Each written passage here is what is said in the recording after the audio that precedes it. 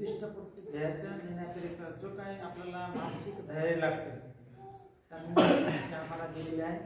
त्याच्यामुळे मी या 2-3 वर्षांमध्ये जवळपास 4280 आतापर्यंत स्त्रीच्या कुटुंबनियोजनचे ऑपरेशन केले आहे.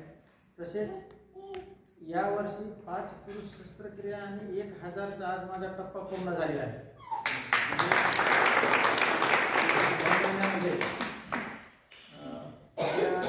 SDH हदगावचे 11 करून आलो मी ऑपरेशन, तर माझा पूर्ण 1000 झाला आहे. विषय त्याच्यामध्ये असा आहे की यावर्षी मी पुरुष शस्त्रक्रिया सुद्धा 5 केलेल्या आहेत.